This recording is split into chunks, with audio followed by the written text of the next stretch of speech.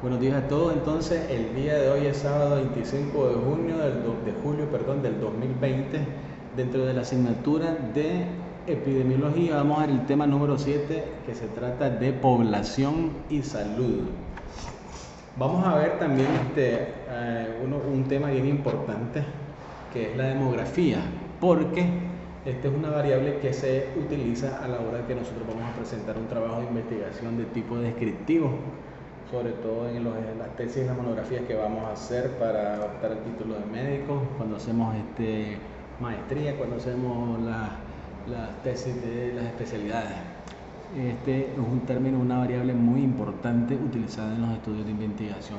Según la definición de la ONU, podemos observar que demografía es la ciencia que estudia las poblaciones humanas y que trata de su dimensión, estructura, evolución y caracteres generales considerados desde un punto de vista cuantitativo, estadístico, es decir, estamos hablando de que acuérdense que las variables se clasifican en variables cuantitativas como la edad y variables cualitativas como el sexo. Vamos a ver qué es lo que es la dimensión, porque aquí hablamos de que es la ciencia que estudia las poblaciones humanas y que trata de su dimensión. Es decir, la dimensión no es más que el volumen o la longitud de una superficie, un cuerpo o una línea. Es el volumen o la longitud. ¿Qué es población? Población es el conjunto de personas que habitualmente residen en un territorio geográfico. Esta definición está súper sencilla, un conjunto de personas que habitualmente residen en un territorio geográfico. Los vecinos de nuestro barrio, nuestra colonia, nuestra comarca, ya nuestro departamento, pero ya nos vamos haciendo más grandes, ya, pero si estudiamos la incidencia que tiene determinada enfermedad en el sector tal, ya estamos definiendo o delimitando el problema. La salud, ya todos saben los diferentes conceptos que hemos venido estudiando, es un estado de completo bienestar físico y mental y social, imagínense, y no solamente la ausencia de enfermedades. Ya, entonces no solo se habla del bienestar físico, sino que hay un componente de bienestar mental y social. Ya, entonces miren que es una forma integral de ver a la salud. El individuo puede estar sano de su corazón, su presión puede estar estable, 110/70, 100/60, ya su pulso puede estar normal, entre 70 latidos por minuto y cuando se enoja. Al enojarse llega a 80 latidos por minuto. El individuo puede estar sano, sin embargo, si ese individuo no tiene un bienestar mental, algo lo está atormentando, entonces ya no hablamos de salud. Y si ese individuo es un individuo que sufre una discriminación, ya sabemos ahora el bullying, entonces ese individuo ya no tiene salud porque ya está recibiendo un rechazo por parte de su entorno. Entonces tienen que estar presentes el bienestar físico, mental y social para hablar de salud según la OMS. El objetivo de la demografía es el de estudiar los movimientos que se presentan en las poblaciones humanas. ¿Qué son estos de los movimientos? Es decir, las personas que migran, que se van o las que vienen por diversas situaciones o circunstancias. Eso es el objetivo que persigue la demografía. La importancia que tiene es la planificación de nuevos programas, o sea, nos da los datos o los insumos para planificar nuevos programas en salud, educacionales o de seguridad. Ya, ¿a dónde vamos a hacer las intervenciones en salud o de otra índole? Dependiendo de la situación demográfica del territorio en el que queremos intervenir, ya para hacer un cambio, para hacer las mejoras. Tiene otra importancia en la evaluación del impacto de los programas existentes, en la distribución equitativa de los recursos, porque la distribución equitativa de los recursos se refiere a dónde voy a priorizar yo estas enfermeras que yo tengo. O sea, tantas enfermeras las voy a mandar aquí, que es donde existen mayores necesidades, y el otro resto de enfermeras las voy a mandar a este otro lugar, a este otro servicio, que es donde existen menos necesidades, ya para hacer una distribución equitativa. Tengo tantos médicos generales y tengo tantos especialistas, pero no, yo necesito más médicos generales aquí y necesito más médicos especialistas allá. Entonces, a través de La demografía, dependiendo de la distribución de las enfermedades y los movimientos de las personas, es que nosotros vamos a distribuir de forma equitativa a nuestros recursos materiales, nuestros recursos sanitarios, etcétera, etcétera. Nos sirve para identificar los problemas y necesidades futuras. Imagínense qué importante es esto de tener datos demográficos en las diferentes regiones. Nos sirve para la identificación del potencial de las localidades para el mercadeo de bienes y servicios, para el desarrollo de estrategias de mercadeo para nuevos productos, para el empleo de técnicas y modelos demográficos para explicar otros comportamientos. A partir de los datos demográficos se pueden conocer cuáles son los principales problemas de la salud pública. Se nos da elementos para estudios epidemiológicos. El sexo, la edad, el estado civil, el nivel de educación y la ocupación son principales características que se consideran en el análisis de la población. Imagínense, hay que ponerle bastante atención a esto. Los principales datos que nos ofrecen para el análisis de la población son las siguientes variables, se lo repito: el sexo, la edad, el estado civil de las personas, el nivel de educación y la ocupación, a qué se dedican. Ya hay regiones en las que existen más que todo obreros, ya que tienen diferentes tipos de ocupaciones. En otros sectores existen más profesionales que estudiaron, que tienen ya mayores estudios, como ingenieros, médicos, etcétera, y de acuerdo a eso es que nosotros vamos a tomar, vamos a priorizar y encaminar a nuestros recursos. ¿Ya? Vamos a mover a nuestros recursos de una manera más eficiente y equitativa. Vamos a ver los tipos de demografía: la demografía estática y la demografía dinámica.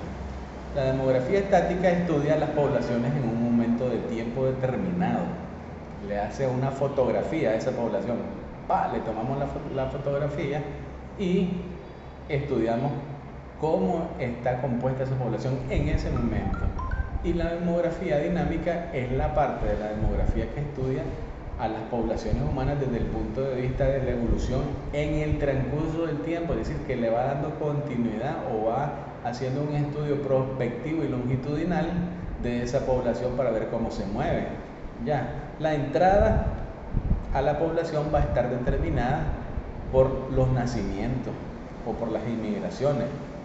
Los niños que nacen van a aumentar la pirámide poblacional.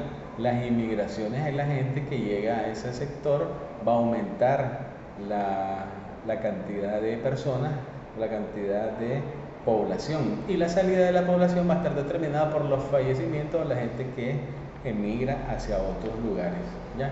Entonces este es el flujo de la población, la entrada y la salida, pero esto es estudiado por la demografía dinámica. ¿Ya? Entonces la diferencia entre estas dos está sencilla.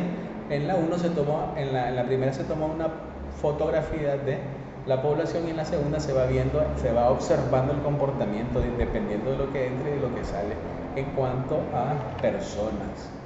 La demografía estática, que es esta primera, estudia, por ejemplo, cuántos individuos componen la población, cuántos hay, cuántos son. Es decir, cuántas personas residen en un territorio geográficamente bien delimitado. Las cualidades de esa población, quiénes son, las características de las personas con interés demográfico son, como les mencionaba anteriormente, la edad, el sexo, el estado civil, lugar de nacimiento, la lengua hablada, nacionalidad, nivel de instrucción y características económicas. Miren que aquí nos están dando, por decir así en el buen nicaragüense, la piedra de las variables utilizadas para la demografía estática. La zona geográfica en que asientan estos individuos, donde viven, nos proporciona información de cómo es el territorio en el que viven, ¿ya? A través de la observación, de estos datos, ya nosotros vamos a inferir cómo es el territorio en que viven estas personas.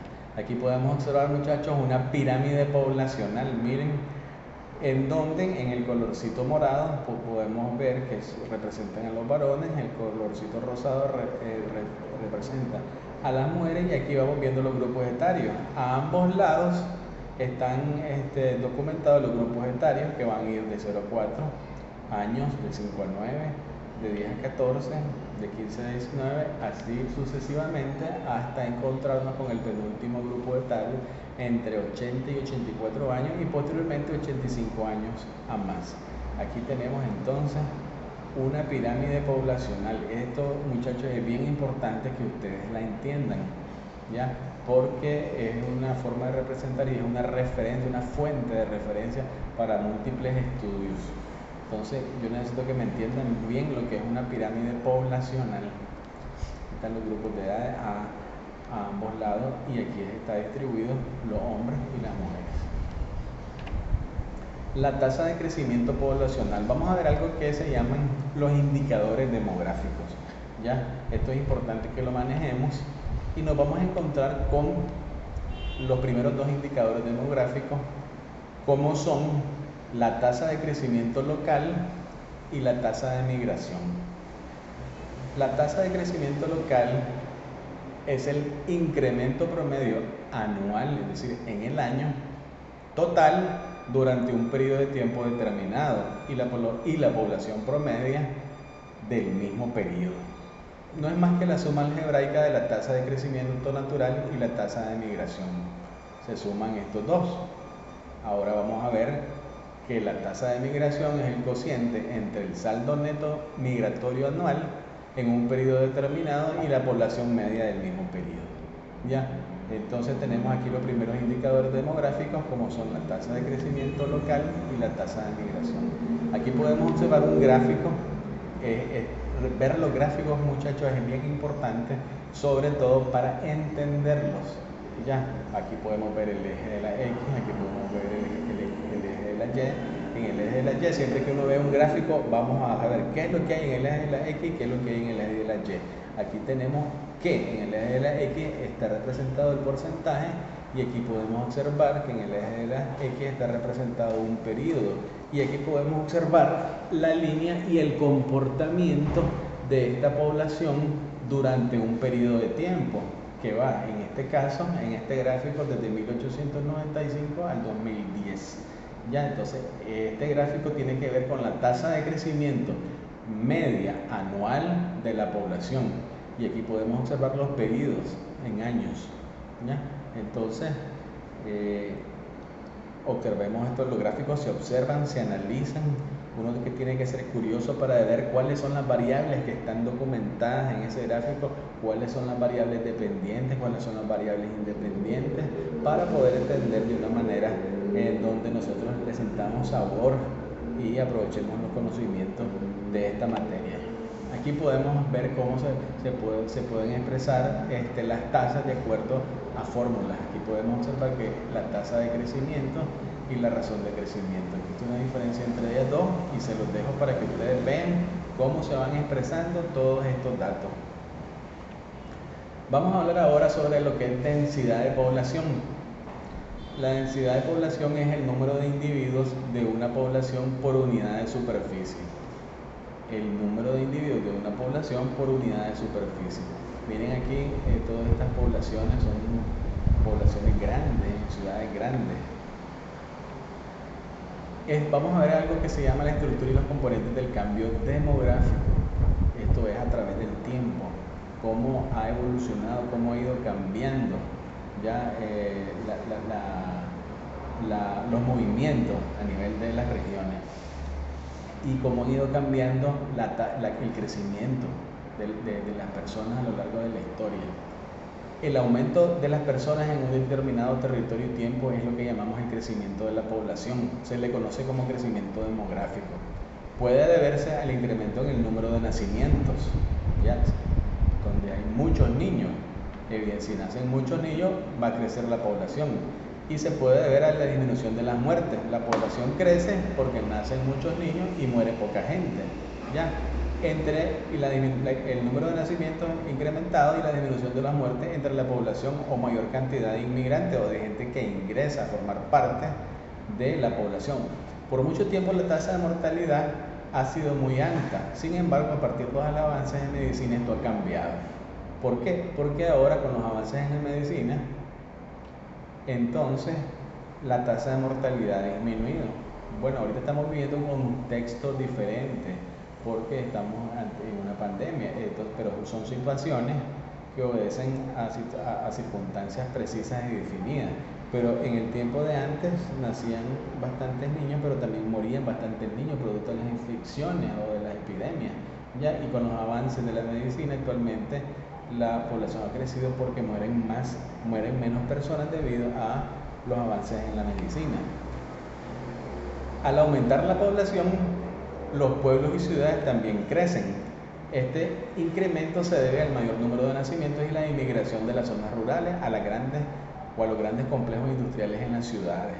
Ya la gente se va del campo a la ciudad buscando mejores oportunidades. En el tiempo de antes sucedía esto y actualmente también se puede dar de la misma forma. La natalidad se utiliza para hacer referencia a la cifra proporcional de los nacimientos que tienen lugar en una población y un periodo de tiempo determinado. Desde la perspectiva de la demografía, la tasa de natalidad constituye una medida que permite cuantificar los niveles de fecundidad, ya qué tan fértiles van a ser determinados grupos de mujeres.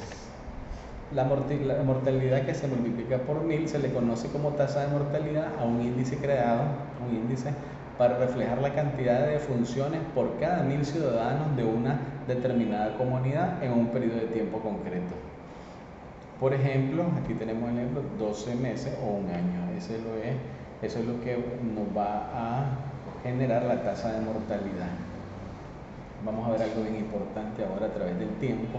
¿Qué es esto de la transición demográfica? Transición demográfica es un cambio que se ha venido dando a lo largo del tiempo, que ha incidido en el número de poblaciones que mueren en el crecimiento poblacional, y es una teoría demográfica que explicaría el paso de un régimen demográfico preindustrial. ¿Qué es esto del régimen demográfico preindustrial? Es la demografía que existía antes de la revolución industrial, precedido por altas tasas de mortalidad. En ese tiempo la tasa de mortalidad era alta y natalidad, es decir, nacían bastantes niños, pero también se morían bastantes personas. Ya, entonces, en este periodo preindustrial, la población estaba como equilibrada, nacían niños, pero también morían niños. Y el otro periodo fue el periodo de la revolución industrial, con un fuerte incremento de la población, y ya vamos a ver por qué, y posteriormente postindustrial. Antes de la revolución industrial y después de la revolución industrial, con tasas muy bajas de mortalidad y natalidad. Es decir, que después de la revolución industrial la tasa de natalidad bajó, ya nacían menos niños. ¿Y por qué nacían menos niños después de la revolución industrial?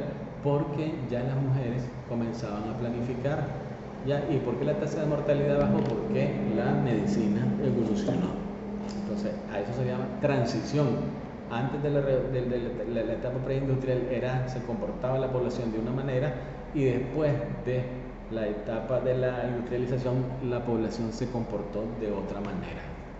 La fecundidad y la mortalidad son altas en las sociedades tradicionales y bajas en las sociedades modernas. Actualmente, ya las parejas que se casan pues ya tienen de 1 a 2 hijos.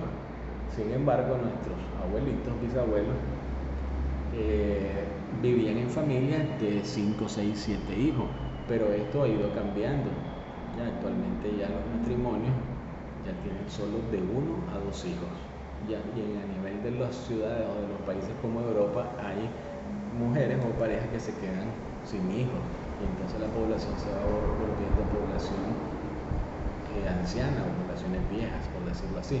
Cada sociedad moderna ha pasado de altas a bajas tasas de fecundidad, y ahora casi no desean tener hijos las mujeres en determinados lugares. Se está considerando recientemente también los fenómenos migratorios como factor de la influencia. La fase de la transición demográfica, como les dije, fue la pretransicional, el régimen demográfico antiguo, que es lo mismo que la era o la etapa pretransicional, el de transición, y el posttransicional, que es el régimen demográfico moderno. Ya, antes de la industrialización, durante y después, la población ha cambiado. Aquí tenemos que en la sociedad preindustrial, como yo les mencionaba, existían tasas altas de natalidad y mortalidad. La población crecía lentamente con una tasa de natalidad alta, nacían bastantes niños, las mujeres no planificaban, y una tasa de mortalidad alta también, como nacían, morían. En la Europa del siglo XIX habían malas cosechas, lo que ocasionaba hambre y muerte, habían bastantes guerras, lo que ocasionaba más hambre y muerte, y también en ese tiempo soltaban las epidemias, las cuales originaban más muertos entre la gente pobre. Entonces, esta fue una época bien dura en cuanto a las epidemias, la sociedad preindustrial. Podemos observar que en la fase 2 y 3 representa el comienzo de la transición hacia un régimen industrial. Esta era la fase 1. Después, la fase 2 y 3 representa la transición hacia un régimen industrial. ¿Por qué? Aquí comenzaron ya las mejoras en las técnicas agrícolas. Se aumentó el rendimiento de la producción. La tasa de mortalidad ya comenzó a bajar. La tasa de natalidad se mantuvo todavía elevada. Como consecuencia, el crecimiento era cada vez mayor.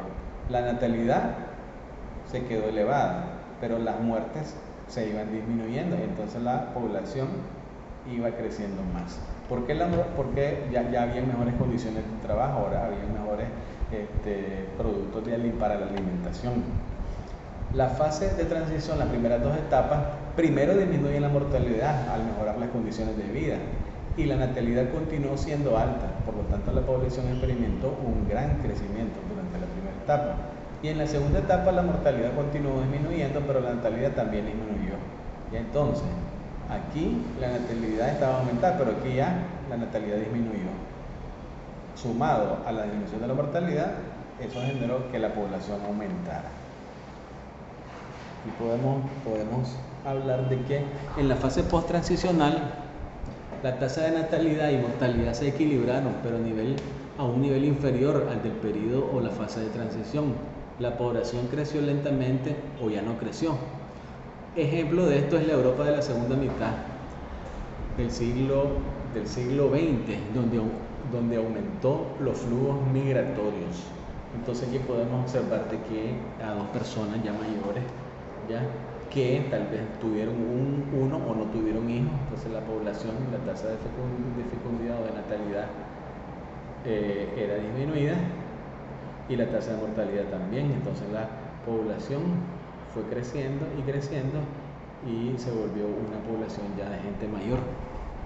Aquí podemos observar la línea roja, que es la tasa de mortalidad, la línea azul, que es la tasa de natalidad, la cual fue descendiendo posteriormente, y después cayeron al mismo nivel la tasa de natalidad con la tasa de mortalidad, y entonces la población, que representada por la línea roja, la población ahora aumentó el crecimiento poblacional, a expensas de disminución en la tasa de natalidad y disminución en la tasa de mortalidad. Son cosas que tenemos que entenderlas, pero son sencillas. Esto es la famosa transición demográfica. En la sociedad postindustrial, pues aquí tenemos el régimen demográfico actual. La transición epidemiológica se refiere a los complejos cambios e interrelaciones en la salud y el perfil de enfermedades que afectan a las poblaciones humanas. Esta teoría enfoca el cambio en los patrones de salud, enfermedad y sus consecuencias en las sociedades, así como sus determinantes demográficos, socioeconómicos y biológicos. Son el resultado de cambios en el promedio de edad y de los cambios en la mortalidad entre la niñez, los adolescentes y los adultos jóvenes en comparación con la edad mayor. La supervivencia selectiva favorable a jóvenes y no a los viejos, y a mujeres en lugares de los hombres, resulta en un cambio de la estructura de edad y sexo de la población. Esta teoría plantea 5 proposiciones. Inicia con la principal premisa que la mortalidad es un factor fundamental de la dinámica de la población. 2. Durante la transición ocurren cambios a lo largo de los patrones de mortalidad y enfermedad, en la que las pandemias infecciosas son reemplazadas paulativamente por enfermedades crónicas no transmisibles. Actualmente existen, como les decía al grupo pasado de higiene laboral, las enfermedades crónicas transmisibles, que son los padecimientos actuales. En la época preindustrial predominaban las enfermedades infecciosas que originaban las epidemias, enfermedades infecciosas transmisibles. Y en la etapa actual, donde existe ya mejora en la medicina, donde hay antibióticos, entonces predominan las enfermedades crónicas no transmisibles, como hipertensión, diabetes, enfermedad pulmonar obstructiva crónica como por el tabaquismo, el abuso de alcohol, etcétera, etcétera. Ya estamos hablando de las enfermedades crónicas no transmisibles. Ya aquí vemos esta imagen de un paciente que tiene un dolor a nivel del pecho. Esto es la típica fotografía de alguien que está teniendo un dolor producto de un infarto.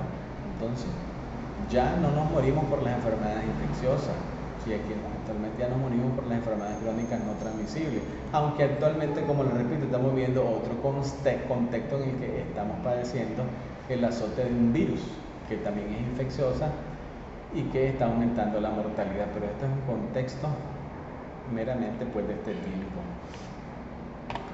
Entonces, muchachos, quiero que quedemos claros que entonces en la época preindustrial la gente se moría de infecciones y ahora no nos morimos de infecciones, pero sí de enfermedades crónicas no transmisibles. Entonces, quedamos claros, es importante que manejen también, que analicen la curva, la curva de la natalidad, que estaba alta, que fue bajando, y la tasa de mortalidad también estaba alta y fue bajando, y el crecimiento poblacional que fue aumentando y se ha mantenido.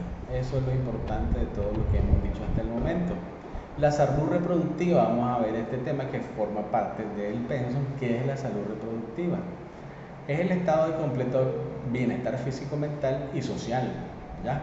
En los aspectos relativos a la sexualidad y la reproducción en todas las etapas de la vida. Esa es la definición de salud reproductiva según la OMS. No es por tanto una mera ausencia de enfermedades o dolencias. La salud reproductiva implica que las personas pueden tener una vida sexual segura y satisfactoria, la capacidad de tener hijos y la libertad de decidir si quieren tenerlos, cuándo tenerlos y con qué frecuencia. Esos son los derechos reproductivos. Actualmente pues hay parejas que no tienen hijos y los amigos le dicen: qué barbaridad, ¿por qué no tenés a tu hijo? La verdad es que ese es un derecho reproductivo, y cuando tienen el hijo la gente les dice: ya tuviste a tu hijo y ya lo vas a dejar solo, no vas a tener el otro. Entonces la verdad es que no se le como a veces a lo que nuestros amigos nos dicen. Pero todo esto son derechos que tienen todas las personas de decidir cuándo y cómo. La atención de la salud reproductiva es el conjunto de métodos, técnicas y servicios que contribuyen a la salud y al bienestar reproductivo, al evitar y resolver los problemas relacionados con la salud reproductiva. Esa es la atención de la salud reproductiva. Y los derechos sexuales y de procreación son los derechos de todo hombre y de toda mujer. El reconocimiento del derecho básico de todas las parejas e individuos a decidir libre y responsablemente cuántos hijos van a tener. El espaciamiento de los nacimientos. Bueno, yo quiero tener un hijo, el próximo lo quiero tener cuando el que tenga 5 años, o no, el próximo lo quiero tener cuando tenga mi hijo chiquito 10. O lo quiero tener seguido para que ya salir de eso, dice a veces la gente. El espaciamiento, por eso hablamos del espaciamiento. Disponer de la información y los medios para ello. Y alcanzar el nivel más elevado de salud sexual y reproductiva. Esos son los derechos sexuales y de procreación. Hablamos de derechos. También incluye a su derecho a adoptar decisiones relativas a la reproducción sin sufrir discriminación, coacciones ni violencia, de conformidad con lo establecido en los documentos de derechos humanos. Derecho a la vida, derecho fundamental que permite el disfrute de los demás derechos, el derecho a la vida. Derecho a la integridad física, psíquica y social. Libertad a la finalidad del ejercicio de la sexualidad, recreativa, comunicativa y reproductiva. Respeto a las decisiones personales en torno a las preferencias sexuales. Respeto a la opción de la reproducción y elección del estado civil. Si uno quiere casarse, es decisión de uno, no por las exigencias de los padres ni por la sociedad. Si quiere uno quedar soltero, pues es una decisión. Libertad de fundar una familia, libertad de decidir sobre el número de hijos que uno va a tener, el espaciamiento ya lo hablamos, entre ellos y la elección de los métodos anticonceptivos que uno va a utilizar, que las mujeres van a utilizar, o el varón también. Al reconocimiento y aceptación de sí mismo como hombre, como mujer y como ser sexual. a la igualdad de sexo y género, al fortalecimiento de la autoestima, la autoevaluación y la autonomía para lograr la toma de decisiones adecuadas en torno a la sexualidad, expresión y libre ejercicio de la orientación sexual, libertad de elegir compañero o compañera sexual, no porque me lo impongan, elegir si se tiene o no relaciones sexuales, a elegir las actividades sexuales según sus preferencias, derecho a recibir información clara y oportuna, a espacios de comunicación familiar para tratar el tema de la sexualidad, a la intimidad personal, la vida privada y al buen nombre. Ahora vamos a ver este concepto de lo que es la planificación familiar. Este término se refiere habitualmente al conjunto de prácticas que pueden ser utilizadas por una mujer, un hombre o una pareja de potenciales progenitores orientadas básicamente al control de la reproducción mediante el uso de métodos anticonceptivos en la práctica de sus relaciones sexuales. Ya es habitualmente el conjunto de prácticas que pueden ser utilizadas por la pareja en cuanto al uso de métodos de planificación. Y la Organización Mundial de la Salud ha establecido recomendaciones en relación a los criterios médicos para elegir el uso de uno u otro anticonceptivo. Esto es bien importante porque cada persona es diferente, ¿ya? Y de acuerdo a muchos elementos de la historia clínica, es que el médico o la enfermera orienta el tipo de método anticonceptivo que mejor le va a ser tolerado por una persona. Los criterios han sido desarrollados por la OMS junto con grupos, organizaciones e individuos de los continentes del mundo. Estos criterios pretenden garantizar que las mujeres y los hombres de todo el mundo tengan acceso a servicios de planificación familiar y seguros y también con alta calidad. Entonces, ahorita acabamos de ver la parte de lo que es la transición epidemiológica. Estoy haciendo un recordatorio para que no nos enredemos, lo que es la demografía, la transición epidemiológica, que es importante que ustedes lo manejen. Acabamos de ver los derechos en cuanto a la sexualidad, que es la salud reproductiva, y vimos lo que es planificación familiar, y vamos a ver lo que tiene que ver con la causalidad en epidemiología. Ya nos vamos metiendo a los aspectos de análisis de la investigación. La causalidad, muchachos, en epidemiología es un principio o origen de algo. Es el principio o origen de algo, la causa. La relación entre una causa y su efecto. Causa y efecto. Es el estudio de la relación etiológica entre una exposición y sus efectos. ¿Qué es esto? El estudio de la relación etiológica. La etiología de una enfermedad es la causa, el agente causal, ¿ya? Lo que lo ocasiona. Entonces, si yo me expongo al virus del dengue, me expongo al mosquito, ¿ya? ¿Cuáles son los efectos? Me pica el mosquito, me transmite el virus y me da dengue, ¿ya? Entonces, es el estudio de la relación etiológica entre una exposición y los efectos que esto me ocasiona. Sus efectos pueden ser de protección, no solamente la enfermedad, ¿ya? Por ejemplo, las vacunas me protegen. Los efectos pueden ser de protección de enfermedad, de complicación, de recuperación, o pueden ser la muerte. Estamos hablando de causa y efecto. Los factores causales de las enfermedades son, aquí tenemos varios, los factores psicológicos, los factores económicos. ¿Por qué los factores psicológicos? Porque una enfermedad depresiva me puede conllevar a la muerte. Factores económicos, porque también un problema económico me puede llevar a la muerte, y a través de una depresión, pero también a través de una mala alimentación, porque no puedo comprar los medicamentos y no voy al centro de salud, o la accesibilidad la tengo muy reducida, entonces me puedo complicar en la casa. Los factores políticos, los servicios de salud, la accesibilidad, los factores relacionados con el medio ambiente físico, el ámbito laboral, factores relacionados con el medio ambiente social y cultural, y los factores biológicos. Son factores causales de las enfermedades. Imagínense qué interesante.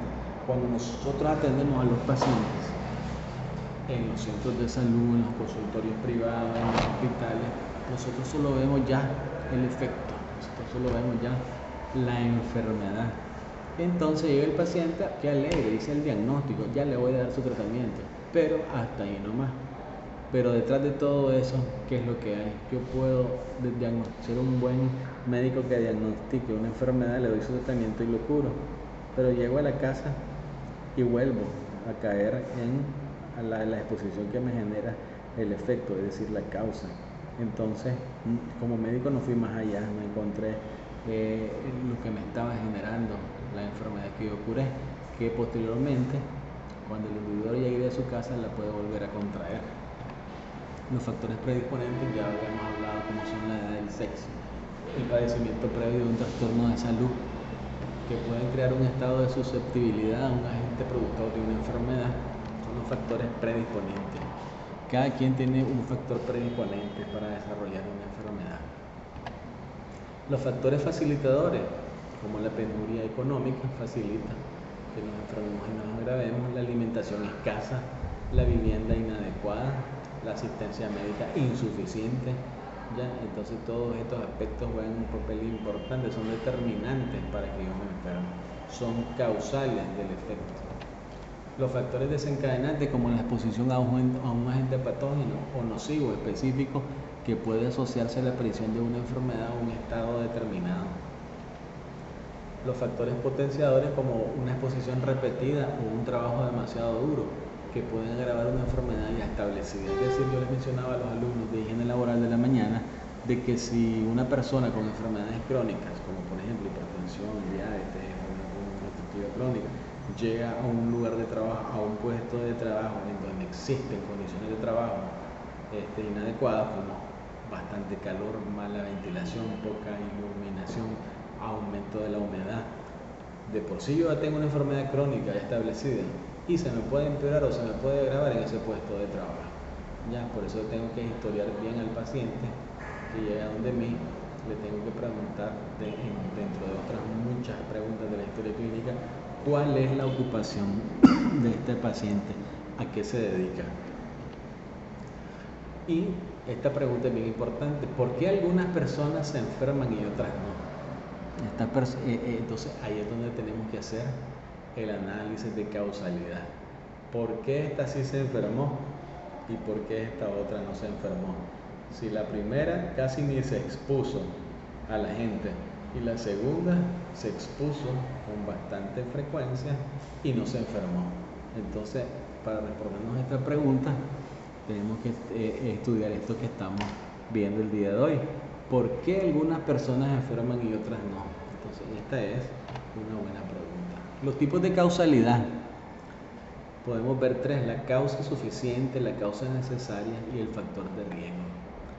La causa es suficiente si el factor está presente.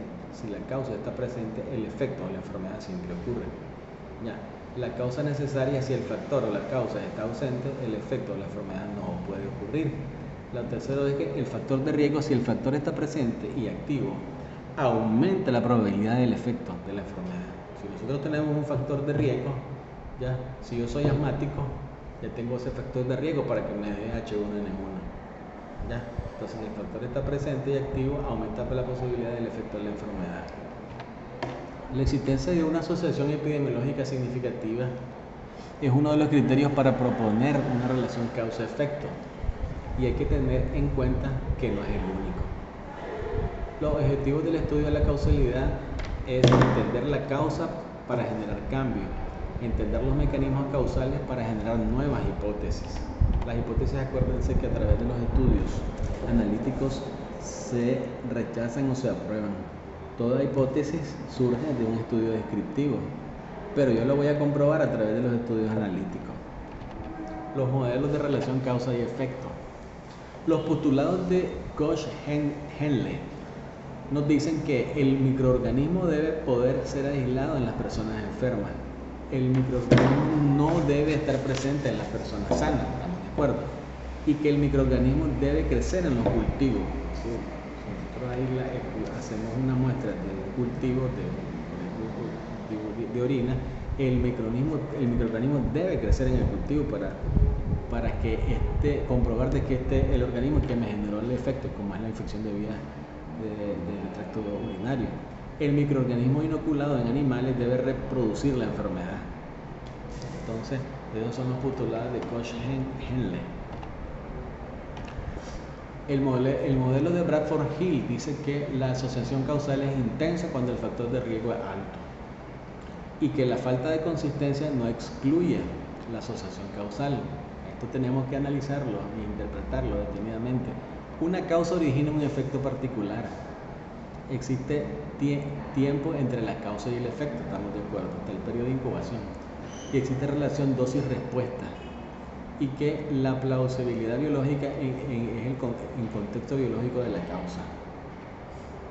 Habla de la coherencia de la evidencia experimental, de la analogía.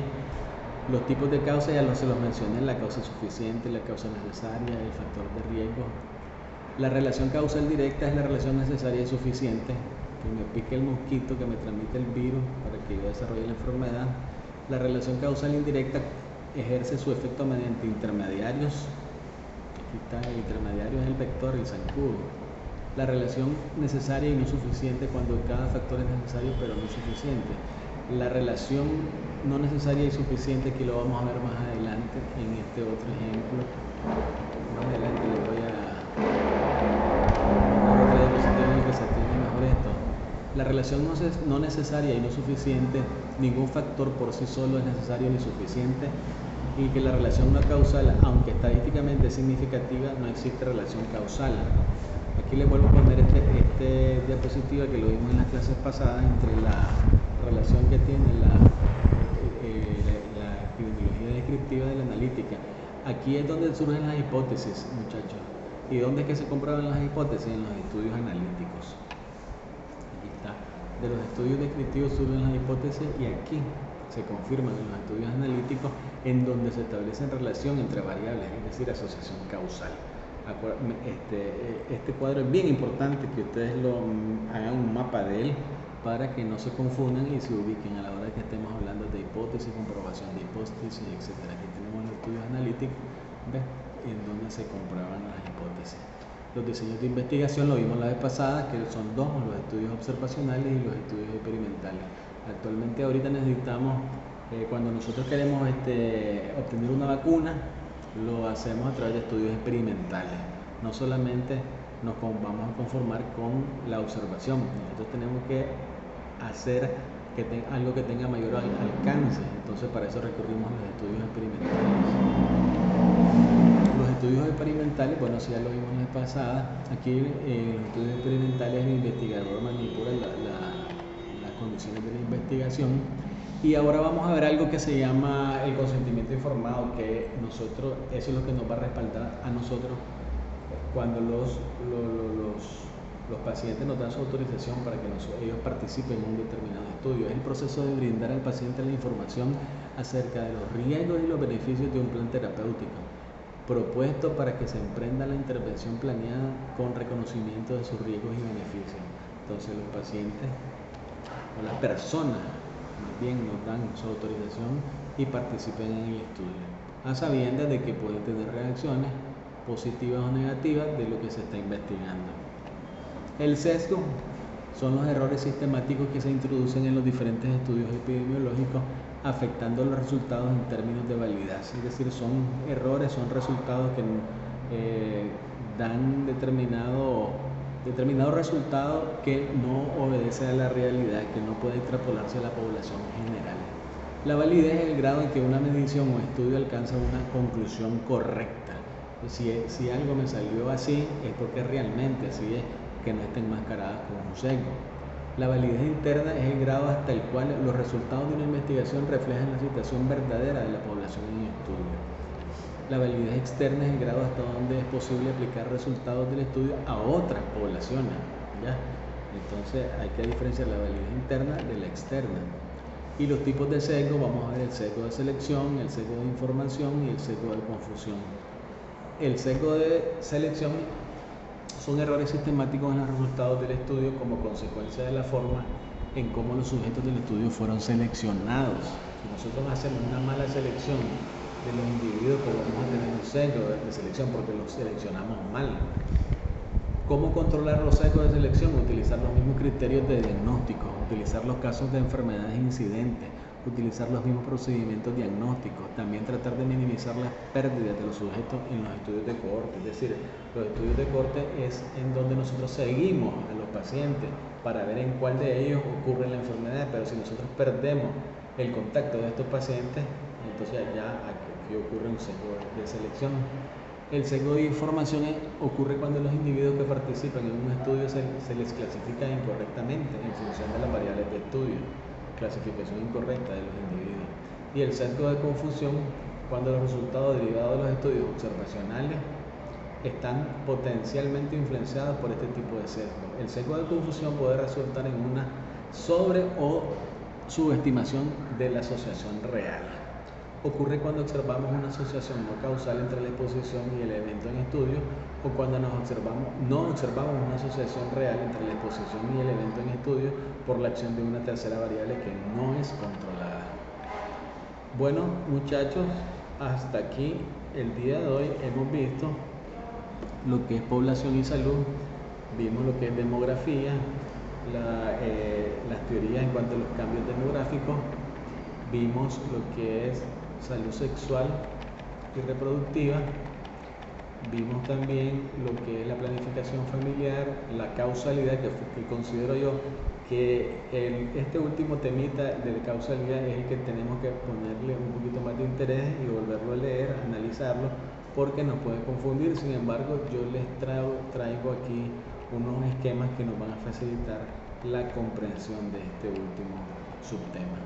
Bueno, muchachos, ¿tienen alguna pregunta? Hasta aquí.